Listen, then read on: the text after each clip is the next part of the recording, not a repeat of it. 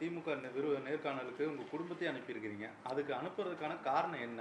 அதுக்கு எவ்வளவு செலவு பண்ணீங்க? செலவு ரூ. 1,00,000 மேலே ஆயிடுச்சுங்க.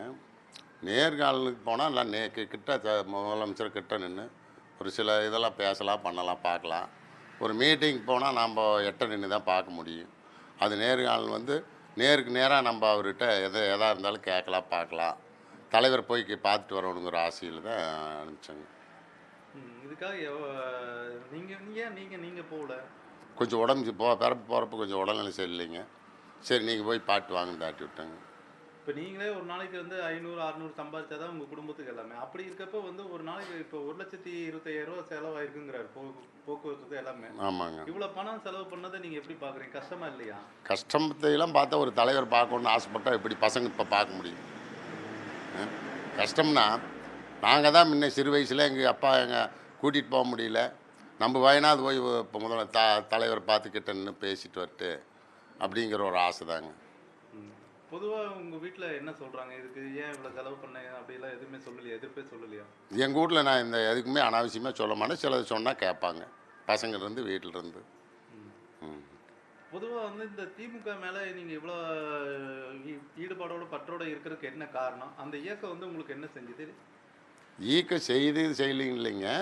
இயக்கம் வந்து ஒரு பொதுமக்களுக்கு ஒரு நல்லதாக இருக்கணும். அது எந்த இயக்கமாக இருந்தாலும் அது வந்து நம்ம முதலமைச்சர் ஒரு அருமையாக செய்கிறாரு. அதனால பற்றாக இருக்கிறோமுங்க. இப்போ இந்த ஒரு 1.25 லட்ச ரூபா நீங்கள் சம்பாதிக்கணும்னா பொதுவாக எவ்வளோ நாள் வேலை செய்யணும்? ஒரு 6 மாதம் ஆகுங்க.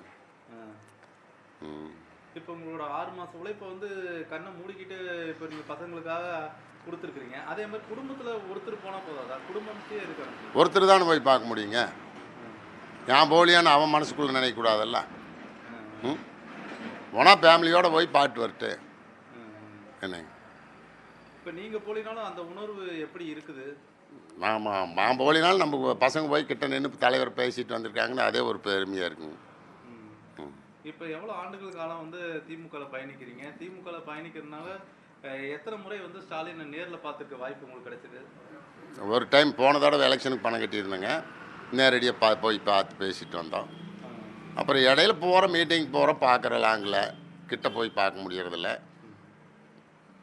இப்போ உங்களை மாதிரி ஆட்கள் இருக்கிறதுனால அந்த கட்சிக்கு எந்த மாதிரி பலன்னு நினைக்கிறீங்க? ஏன்னா திமுக உடன்பிறப்புகள்னால தான் இருக்குது அப்படிங்கிறாங்க. இந்த மாதிரியான ரொம்ப உணர்வோடு இருக்கிறவங்கனால தான் வந்து திமுக இன்னும் செயல்பட்டு இருக்குன்னு ஒவ்வொரு கூட்டத்திலையும் சொல்கிறாரு. உண்மைதாங்க. கரெக்டாக நியாயமான முறையில் எல்லாமே செயல்படுவாங்க. அராஜத்துக்கு போக மாட்டாங்க. அதனால் வந்து எப்போவுமே நீடிச்சு இது பண்ணுங்க. நேர்காணல் போயிருக்கீங்க, எப்படி போனீங்க, ஏன் போனீங்க? ஆனால் அப்பா வந்து போன டைமு எல்லாத்துக்கும் பணம் கட்டினார் எங்கள் ஃபேமிலிக்கு. இந்த தடவும் வந்து எல்லாத்துக்கும் ஃபேமிலிக்கே பணம் கட்டணும் அப்படின்னாரு. அப்புறம் நான் சொன்னேன், அப்பா ரொம்ப அதிகமாக இருக்குது, போன டைமே நகையை வச்சு தான் கட்டணும், இந்த டைமும் நம்மளால ஏன் சிரமத்தில் எதுக்கு அப்படின்னு. எனக்கு அதுதான் ஆசை. நான்லாம் போய் அந்த காலத்துலேருந்து இந்த காலத்து வரைக்கும் அடிப்படை உறுப்பினராக தான் இருந்திருக்கிறேன். இப்போ சமீபமாக தான் எனக்கு ஒரு சின்ன பொறுப்பு கொடுத்தாங்க. நான் வந்து கழகத்துக்காக எவ்வளவோ வேலை செஞ்சுருக்கிறேன். எத்தனையோ போராட்டத்துக்காக ஜெயிலுக்கு போயிருக்கிறேன். எத்தனையோ சிறை நேரம் போராட்டத்துக்கெலாம் போயிருக்கிறேன். நீங்கள் வந்து நான் அவரெல்லாம் பக்கத்தில் கூட போய் பார்த்ததில்ல. சின்ன வயசுலேருந்தே நான் பார்த்ததில்ல. நான் எங்கள் அப்பா காலத்துலேருந்தே அதில் தான் இருக்கிறேன். ஆனால் நான் சின்ன வயசுலேருந்து பார்த்ததில்ல.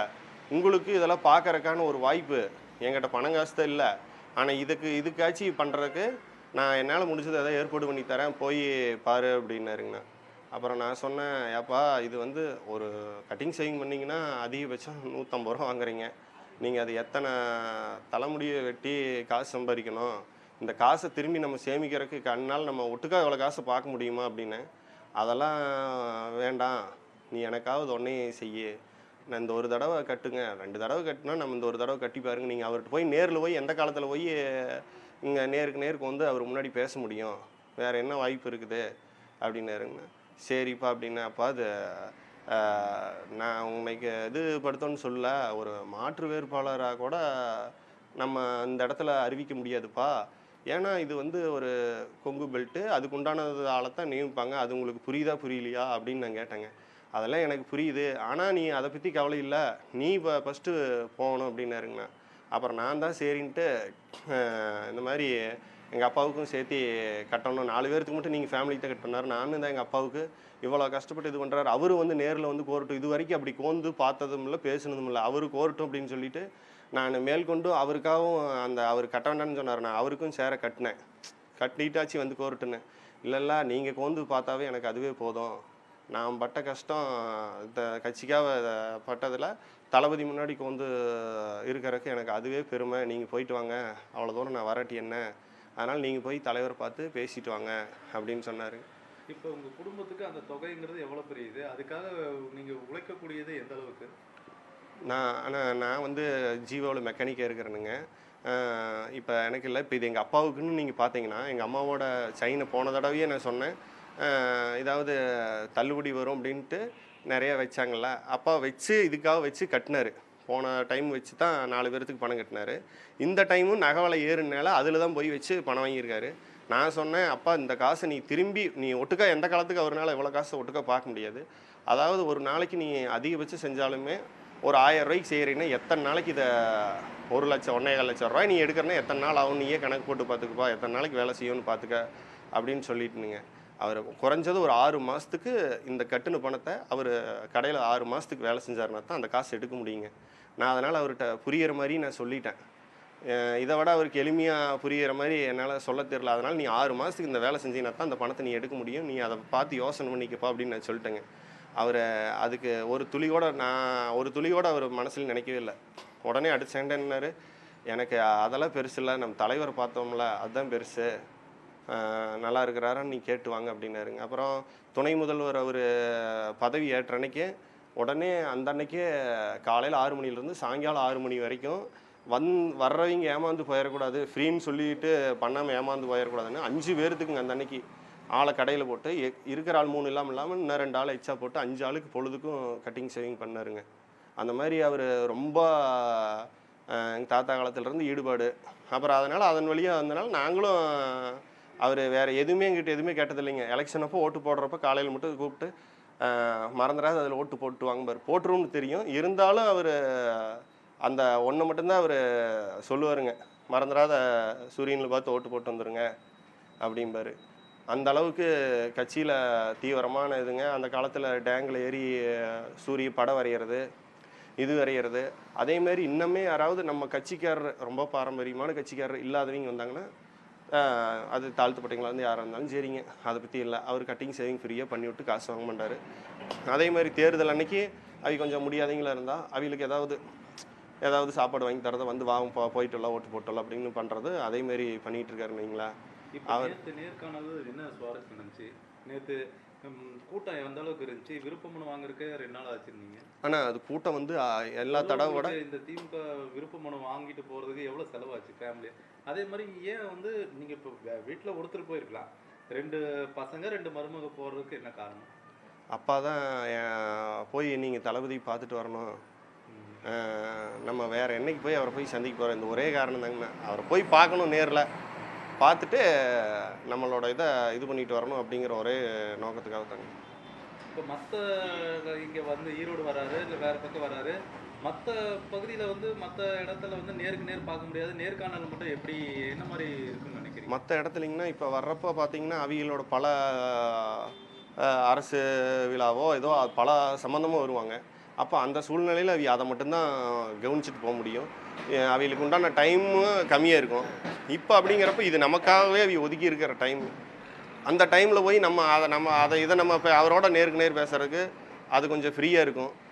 2வது அப்பாவோட ஆசை, சரி அதனால் நான் சரின்ட்டு ஒரே பேச்சில் சரின்ட்டேங்க.